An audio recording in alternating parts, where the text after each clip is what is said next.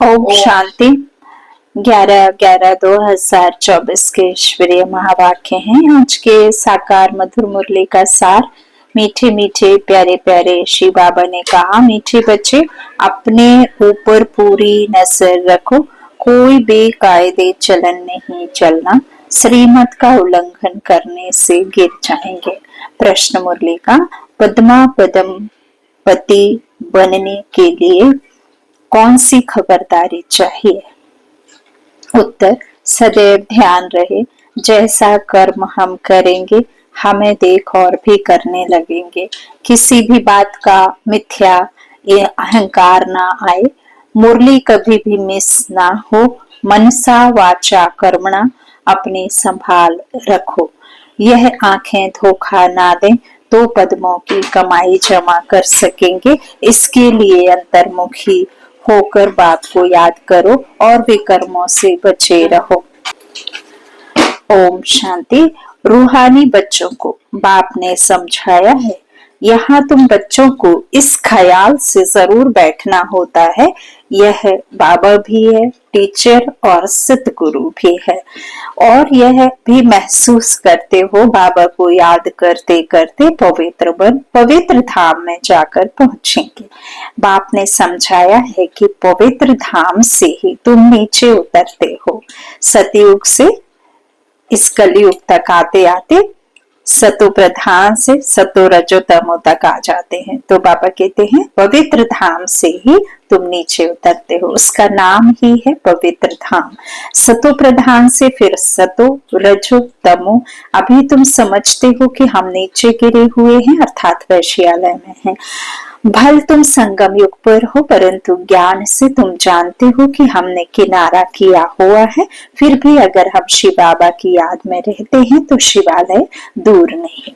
शिव बाबा को याद नहीं करते तो शिवालय बहुत दूर है, सजाएं खानी पड़ती हैं तो बहुत दूर हो जाता है। तो बाप बच्चों को कोई जास्ती तकलीफ नहीं देते हैं। एक तो बार बार कहते हैं मनसा वाचा कर्मणा पवित्र बनना है।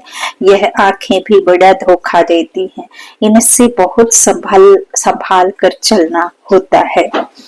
बाप ने समझाया है कि ध्यान और योग बिल्कुल अलग है। ध्यान परमात्मा का और योग, बाबा कहते ध्यान और योग अलग अलग है। बाबा कहते बिल्कुल अलग है। योग अर्थात याद, आंखें खुली होते भी तुम याद कर सकते हो। ध्यान को कोई योग नहीं कहा जाता।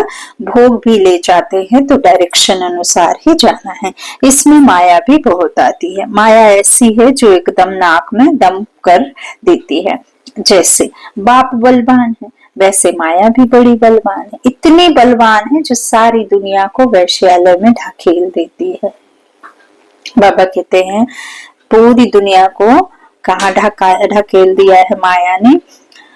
नरक में। तो बाबा कहते इसलिए इसमें बहुत खबरदारी रखनी होती है। बाप की कायदे अनुसार याद चाहिए, बेकायदे कोई काम किया तो एकदम गिरा देती है। ध्यान आदि की कभी कोई इच्छा नहीं रखनी है, इच्छा मात्रम अविद्या। बाप तुम्हारी सब मनोकामनाएं बिगर मांगे पूरी कर देते हैं, अगर बाप की आज्ञा पर चले तो। अगर बाप की आज्ञा ना मान, उल्टा रास्ता लिया हो सकता है, स्वर्ग के बदले नरक में ही गिर जाए। गायन भी है गज को ग्राहन खाया। बहुतों को ज्ञान देने वाले, भोग लगाने वाले आज हैं कहाँ? क्योंकि बेकायदे चलन के कारण पूरे माया भी बन जाते हैं। डीटी बनते बनते डेविल बन जाते हैं। बाप जानते हैं कि बहुत अच्छे पुरुषार्थी जो देवता बनने वाले थे वह असुर बन असुरों के साथ रहते हैं, ट्रेटर हो जाते हैं। बाप का बनकर फिर माया के बन जाते हैं, उन्हें ट्रेटर कहा जाता है।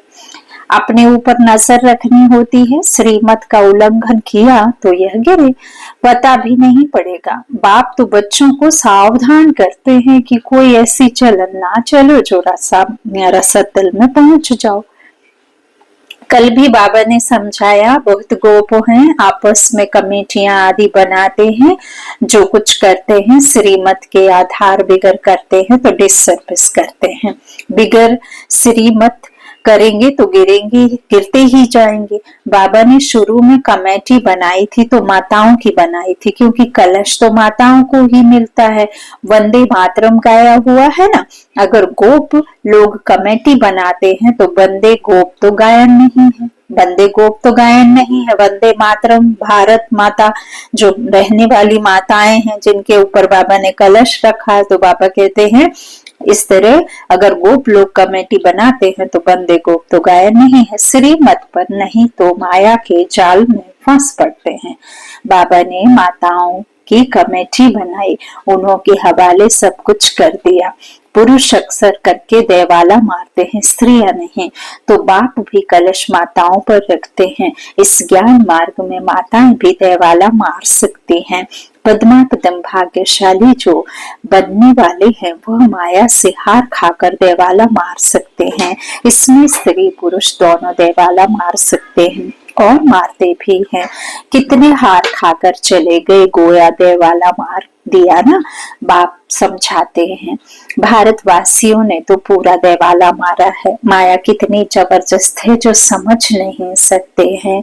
हम क्या थे, कहां से एकदम नीचे आकर गिरे हैं। यहाँ भी ऊंच चढ़ते चढ़ते फिर श्रीमत को भूल अपने मत पर चलते हैं तो देवाला मार देते हैं।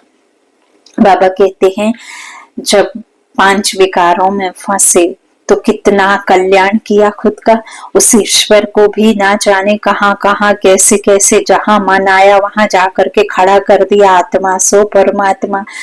कच्छ मच्छ में सुअर के अवतार में, इसमें उसमें वामन अवतार, कितने अवतार कह दिया, शेर बकरी सब में डाल दिया। 5 तत्वों में अब तो भूत पूजा भी कहने लगे। जिससे कुछ प्राप्ति हुई उसी को ईश्वर मान लिया।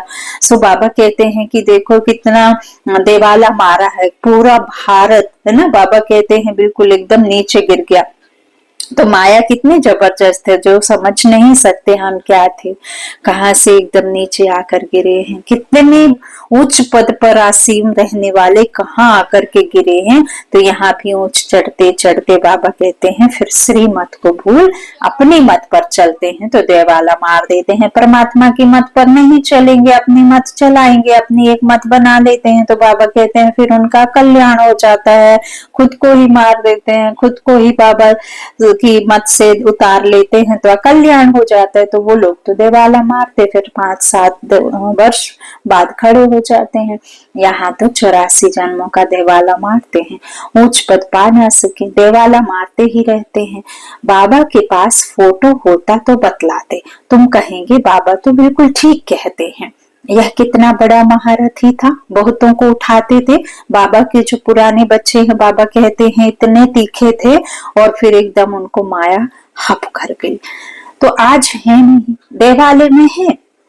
बाबा घड़ी घड़ी बच्चों को सावधान करते रहते हैं। अपनी मत पर कमेटियां आदि बनाना इसमें कुछ रखा नहीं है।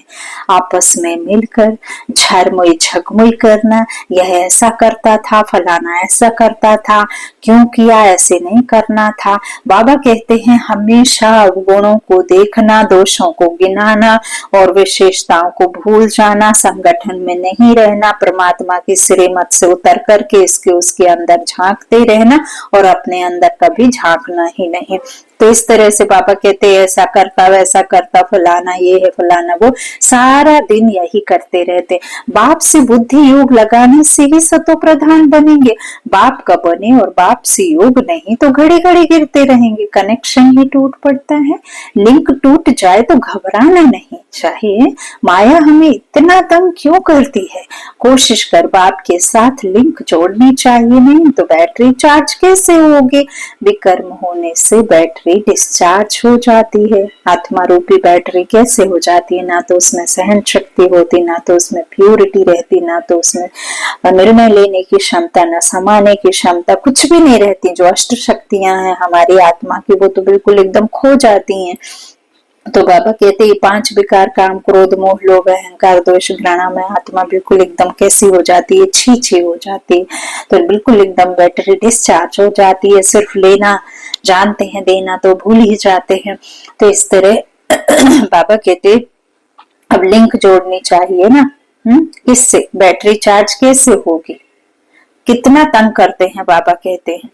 कोशिश कर बाप के साथ, इतना तंग क्यों करती है, कोशिश करो और बाप के साथ में लिंक जोड़नी चाहिए।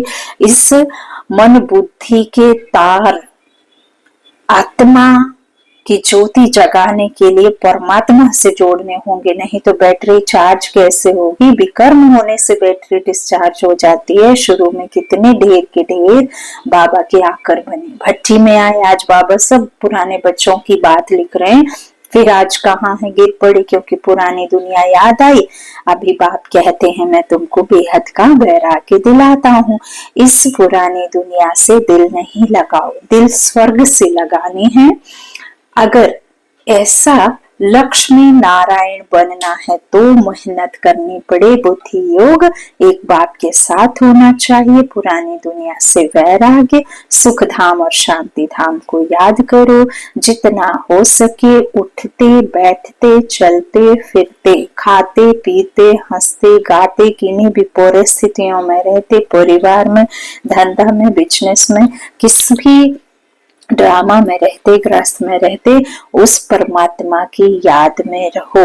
यह तो बाबा कहते हैं चलते फिरते याद करो। सहजता से मैंने सहज योग सिखाया, जिससे फिर तुम्हें राजयोगी बन करके तुम्हें राज राजेश्वरी, तुमको स्वर्ग मिलता है ना। तो बाबा कहते जितना हो सके याद करो, कर्म में रहते। यह तो बिल्कुल ही सहज है। तुम यहाँ आए ही हो नर से नारायण बनने के लिए। सबको कहना है कि अब तमो प्रधान से सतो प्रधान बनना है, क्योंकि रिटर्न जर्नी होती है। वर्ल्ड की हिस्ट्री ज्योग्राफी रिपीट माना, नर्क से स्वर्ग फिर स्वर्ग से नर्क, यह चक्र फिरता ही रहता है। बाप ने कहा है यहाँ स्वदर्शन चक्रधारी होकर बैठो। इसी याद में रहो कि हमने कितने बार चक्र लगाया है। कोई भी थॉट जीरो कर कर नहीं बैठना है। परमात्मा की याद में बैठना अर्थात अपने स्वदर्शन चक्र को घुमाते रहो और बाबा के जो ज्ञान है उसको मंथन करते रहो। अभी फिर से हम देवता बन रहे हैं। दुनिया में कोई भी इस राज को नहीं समझते हैं। यह ज्ञान देवताओं को है नहीं, वह तो है ही पवित्र। उनमें ज्ञान ही नहीं जो शंख बजावे। ज्ञान ध्वनि करना है, ज्ञान शंख बजाना है। बाबा कहते हैं उन देवताओं में तो है ही नहीं ज्ञान जो वो ये ध्वनि करें, ना शंख बजावे। वह पवित्र है। उनको यह विनाशी दुनिया का कुछ ज्ञान नहीं होता। उनको यह निशानी देने की दरकार नहीं है। शंख त्रिशूल ये सब नहीं, स्वदर्शन चक्र ये सब उनके नहीं। तुम ब्राह्मणों को बाबा ने कहते हैं श्रृंगार किया है, तुमको शक्तियां दी हैं, तुमको यह सब दिए हैं।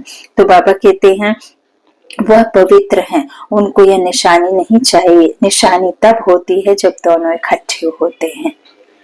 तो तुमको भी निशानी नहीं, क्योंकि तुम आज देवता बनते बनते कल असुर बन जाते हो। देखो आज बाबा बिल्कुल वही लिख रहे हैं जो छोड़ करके गए हैं, जिनका दिवाला निकल गया है।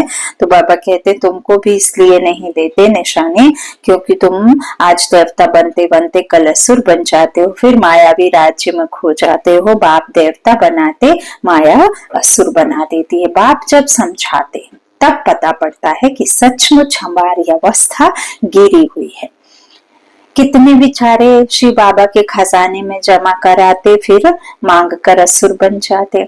इसमें योग की ही सारी कमी है। योग से ही पवित्र बनना है। बुलाते भी हो कब, बाबा आओ हमें पतित से पावन बनाओ, तो हम स्वर्ग में जा सके। जो हम स्वर्ग में जाएं, याद की यात्रा है ही पावन बन उच्च पद पाने के लिए। जो मर जाते हैं फिर भी जो कुछ सुना है तो शिवालय में आएंगे जरूर, पद भला कैसा भी हो, कैसा भी पाए।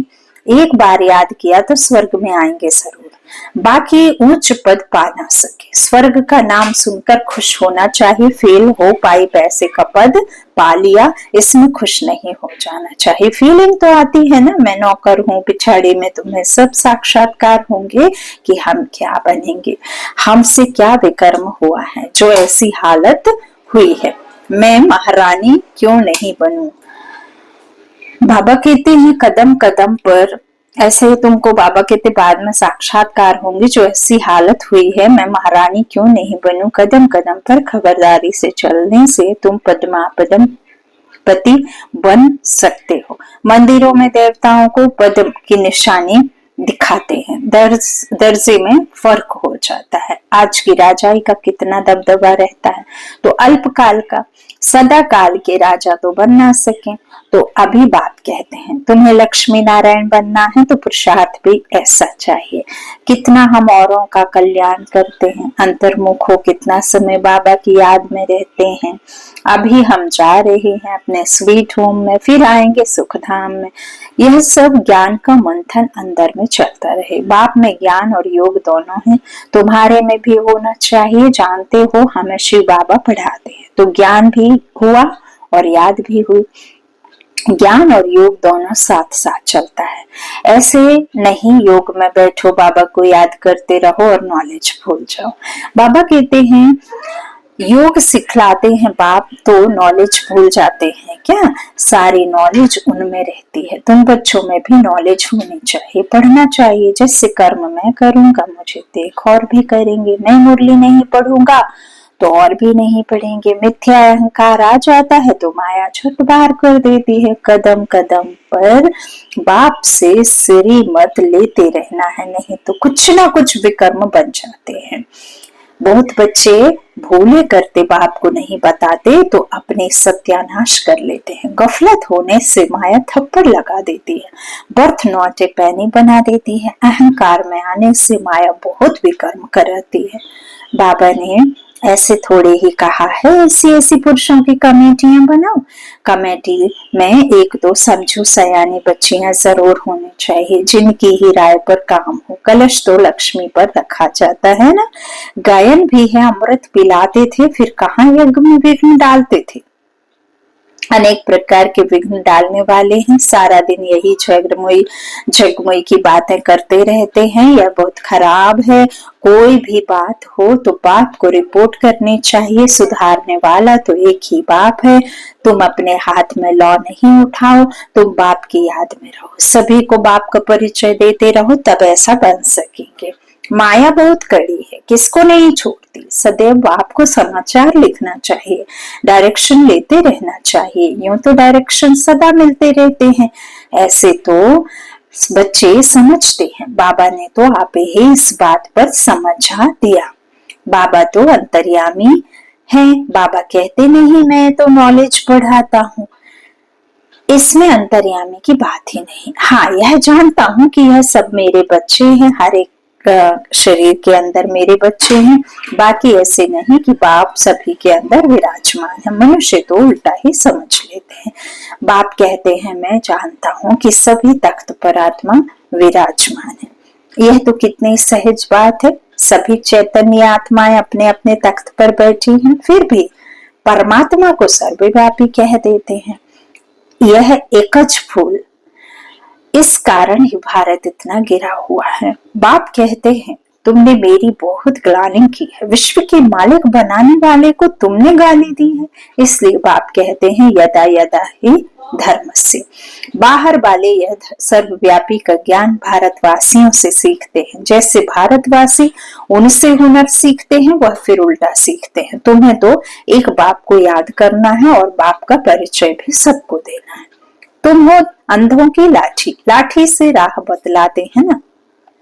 अच्छा, मीठे मीठे सिकिलधे बच्चों प्रति माता पिता बाप दादा का याद प्यार और गुड मॉर्निंग। रूहानी बाप के रूहानी बच्चों को नमस्ते।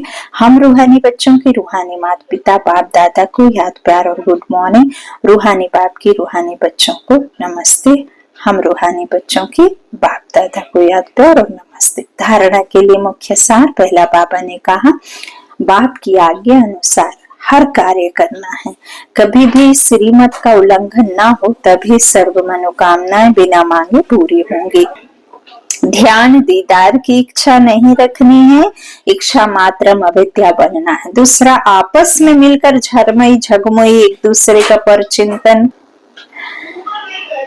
बाबा कहते ना मन मत ना परमत, सिर्फ श्रीमत पर चलना है। अंतर्मुखी अंतर्मुख हो, अपनी जांच करनी है कि हम बाबा की याद में कितना समय रहते हैं। ज्ञान का मंथन अंदर चलता है। बाबा कहते हैं किसी भी प्रकार से किसी के भी अवगुणों को बाबा बार बार कहते हैं नहीं देखना है। यदि देख सको तो विशेषता का चश्मा पहनकर विशेष गुण ही देखो। तो बाबा कहते हैं ज्ञान का मंथन अंदर चलता है, ऐसे अपने में चेक करना है। वरदान है हर आत्मा के संबंध में आते सबको दान देने वाले महादानी वरदानी भव। सारे दिन में जो भी संबंध संपर्क में आए उसे कोई ना कोई शक्ति का, ज्ञान का, गुण का दान दो। आपके पास ज्ञान का भी खजाना है तो शक्तियों और गुणों का भी खजाना है। तो कोई भी दिन बिना दान दिए खाली ना जाए, तब कहेंगे महादानी। दूसरा, दान शब्द का रूहानी अर्थ है सहयोग देना। देना सिर्फ सहयोग और उससे भी सहयोगी आत्मा बना लेना। तो अपनी श्रेष्ठ स्थिति के वायुमंडल द्वारा और अपनी वृत्ति के वाइब्रेशंस द्वारा हर आत्मा को सहयोग दो, तब कहेंगे वरदानी। स्लोगन है जो बाप दादा और परिवार के समीप है उनके चेहरे पर संतुष्टता, रूहानियत और प्रसन्नता की मुस्कुराहट रहती है। जो बाप दादा और परिवार के समीप है उनके चेहरे पर संतुष्टता, रूहानियत और प्रसन्नता की मुस्कुराहट रहती है। अच्छा, ओम शांति। शुक्रिया बाबा, शुक्रिया।